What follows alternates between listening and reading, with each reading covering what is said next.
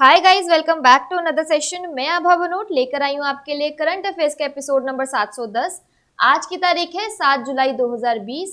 हमारे दो चैनल्स हैं, पिनाकल और फ्रंटियर आईएएस, और अगर अब तक आपने इन चैनल को सब्सक्राइब नहीं किया है तो सब्सक्राइब करना बिल्कुल ना भूलिएगा। साथ ही साथ इस बेल आइकन को जरूर दबाना है ताकि हमारी आने वाली हर वीडियो की नोटिफिकेशन आपको मिल सके। हमारी दो वेबसाइट्स हैं, sscglpinacle.com और baljeedhaka.com। इन दोनों को विजिट करना ना भूलिएगा। ये सेशन हर रोज सुबह 4 बजे अवेलेबल हो जाता है और वीडियो के एंड में आपसे क्विज के क्वेश्चंस पूछे जाते हैं जिनका आंसर आपको कमेंट सेक्शन में जरूर करना है। स्टार्ट करेंगे प्रीवियस क्विज के साथ। पहला क्वेश्चन था, वर्ष 2020 में अंतरराष्ट्रीय सहकारिता दिवस कब मनाया गया है? तो इसका सही जवाब है 4 जुलाई को। और दूसरा क्वेश्चन है, ओलंपिक चैंपियन लिन डेन ने हाल ही में संन्यास की घोषणा की है, वह किस खेल से संबंधित है? तो इसका सही जवाब है बैडमिंटन। चलिए स्टार्ट करते हैं आज के सेशन के पहले क्वेश्चन के साथ। सरकार ने हाल ही में किस गैर कानूनी संगठन की 40 वेबसाइटों को ब्लॉक किया है? तो इसका सही जवाब है option number A, Sikh for justice. Bharat सरकार ने प्रतिबंधित समूह सिख फॉर जस्टिस से जुड़ी 40 वेबसाइट ब्लॉक कर दी हैं। खालिस्तान समर्थक समूह सिख फॉर जस्टिस पर गैर कानूनी गतिविधियां रोकथाम अधिनियम 1967 के तहत प्रतिबंध लगा हुआ है। इस संगठन ने एक अभियान शुरू किया था जिसके तहत खालिस्तान के समर्थक में रेफरेंडम 2020 यानी जनमत संग्रह के लिए लोगों से वोटर के तौर पर रजिस्ट्रेशन करने के लिए कहा जा रहा है। इस जनमत संग्रह के तहत सिखों के लिए अलग देश की मांग की जा रही है, लेकिन केंद्रीय मंत्रालय और इलेक्ट्रॉनिक्स व सूचना तकनीक मंत्रालय की सलाह पर आईटी एक्ट 2000 के तहत आदेश जारी कर इस संगठन से जुड़ी 40 वेबसाइट को ब्लॉक कर दिया है। यहाँ फोटोग्राफ में देख सकते हैं। और क्विक रिवीजन की बात करें तो भारत ने आईटी अधिनियम की किस धारा के तहत 59 चीनी मोबाइल ऐप पर प्रतिबंध लगा दिया है? तो इसका सही जवाब है section 69A of IT act. अगला प्रश्न है, आरबीआई के किस पूर्व गवर्नर ने overdraft saving the Indian saver पुस्तक लिखी है? तो इसका सही जवाब है option number C, Urjit Patel. RBI के पूर्व गवर्नर उर्जित पटेल ने overdraft saving the Indian saver नामक पुस्तक लिखी है। यह पुस्तक गैर निष्पादित परिसंपत्तियों एनपीए मुद्दे पर केंद्रित है। उर्जित पटेल ने अपने 30 साल के आर्थिक अनुभवों से हमारे बैंकों को धोखाधड़ी से बचाने के लिए कई रणनीतियों में काम किया है। यह पुस्तक हार्पर कॉलिंस इंडिया द्वारा प्रकाशित की गई है। यहाँ फोटोग्राफ में देख सकते हैं। और क्विक रिवीजन की बात करें तो आरबीआई के किसी पूर्व गवर्नर को सांख्यिकी दिवस के अवसर पर लाइफ टाइम अचीवमेंट पुरस्कार से सम्मानित किया गया है? तो इसका सही जवाब है सी, रंगराजन। अगला प्रश्न है, निम्नलिखित में से किसने 12 दिनों के रिकॉर्ड समय में सरदार वल्लभ भाई पटेल कोविड अस्पताल का निर्माण किया है? तो इसका सही जवाब है ऑप्शन नंबर बी, डीआरडीओ। रक्षा अनुसंधान और विकास संगठन डीआरडीओ ने गृह मंत्रालय, टाटा सन्स इंडस्ट्रीज और कई अन्य संगठनों के सहयोग से सरदार वल्लभ भाई पटेल कोविड अस्पताल का निर्माण सिर्फ 12 दिन में कराया है। दिल्ली में कोरोना वायरस के बढ़ते मामलों पर लगाम के लिए इस अस्पताल को शुरू किया गया है। डीआरडीओ ने 1000 बेड वाले इस अस्थायी अस्पताल में सभी मेडिकल सुविधाएं मुहैया कराई हैं।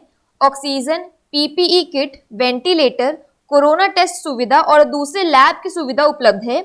डब्ल्यूएचओ की गाइडलाइंस के साथ यहाँ 250 से अधिक आईसीयू यूनिट्स उपलब्ध कराए गए हैं। केंद्रीय गृह मंत्री अमित शाह और रक्षा मंत्री राजनाथ सिंह ने दिल्ली कैंट में बनाए गए सरदार वल्लभ भाई पटेल कोविड-19 अस्पताल का दौरा किया। इसमें 600 सेना के जवानों की टीम अस्पताल में तैनात की गई है। यहाँ फोटोग्राफ में देख सकते हैं। और एडिशनल इंफॉर्मेशन की बात करें तो विश्व के सबसे बड़े 10,000 बेड का Covid care centre Sardar Patel Covid care centre का दिल्ली के छतरपुर में राधा स्वामी सत्संग ब्यास में उद्घाटन किया गया। अगला प्रश्न है, सीबीएसई ने डिजिटल सुरक्षा पर छात्र प्रशिक्षण प्रदान करने के लिए किस तकनीकी कंपनी के साथ भागीदारी की है? तो इसका सही जवाब है ऑप्शन नंबर सी, फेसबुक। केंद्रीय माध्यमिक शिक्षा बोर्ड सीबीएसई ने डिजिटल सुरक्षा और ऑनलाइन स्वास्थ्य व ऑगमेंटेड रियलिटी पर पाठ्यक्रम शुरू करने के लिए फेसबुक के साथ समझौता किया है।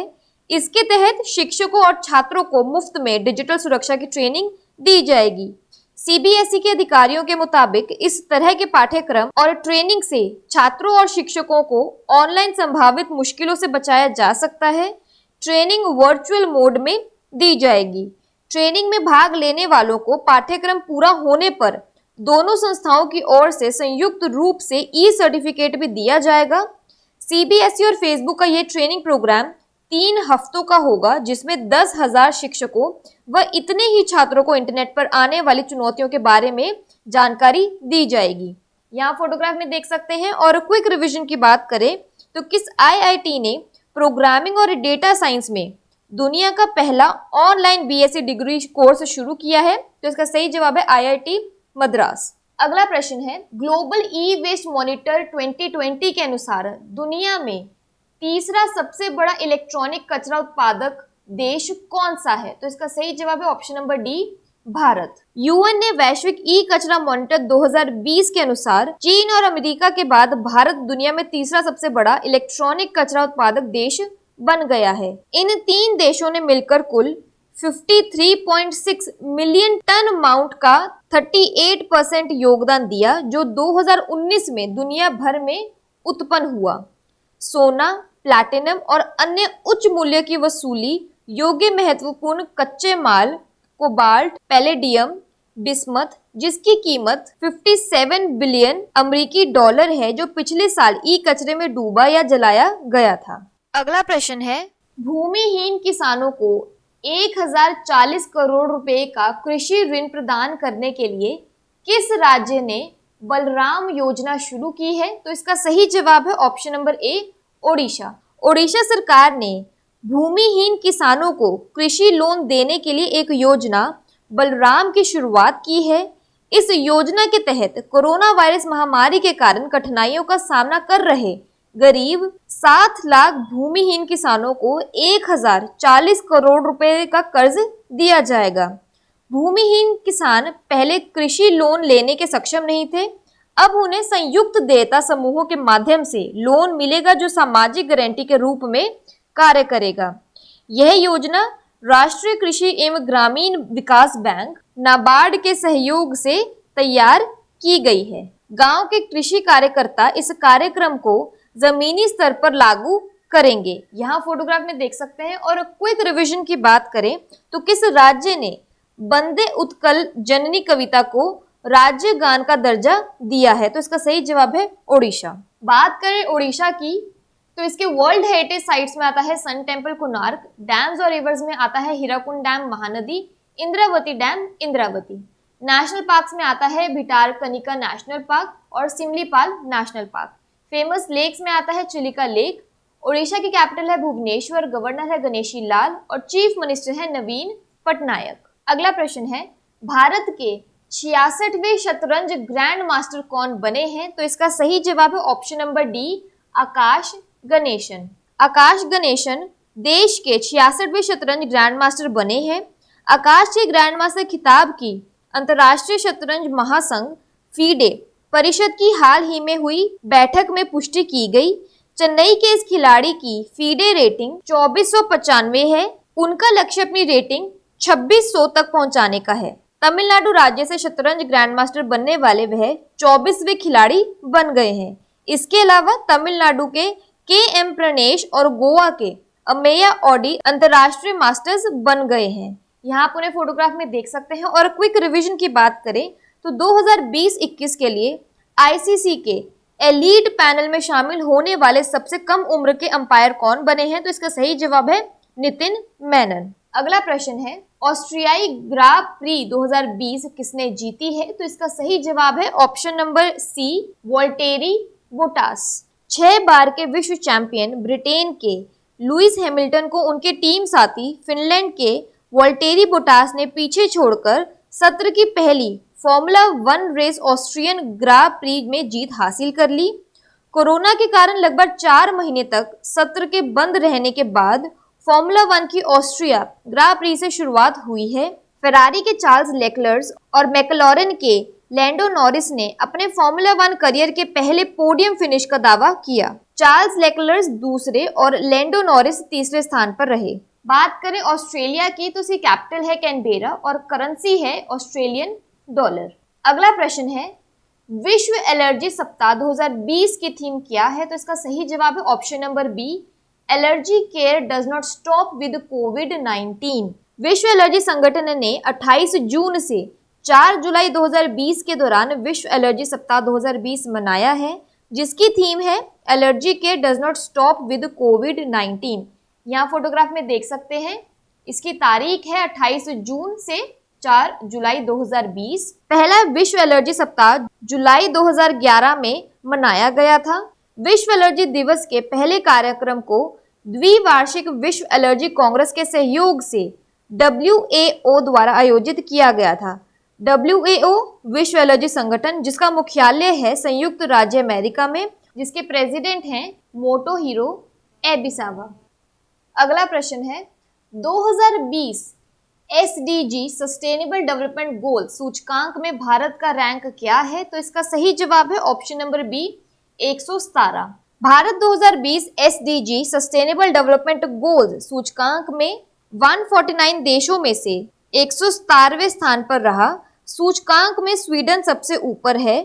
सस्टेनेबल डेवलपमेंट इंडेक्स उन देशों का आकलन करता है जहां वह सतत विकास लक्ष्यों को प्राप्त करने के संबंध में अपनी प्रगति और जवाबदेही सुनिश्चित करते हैं।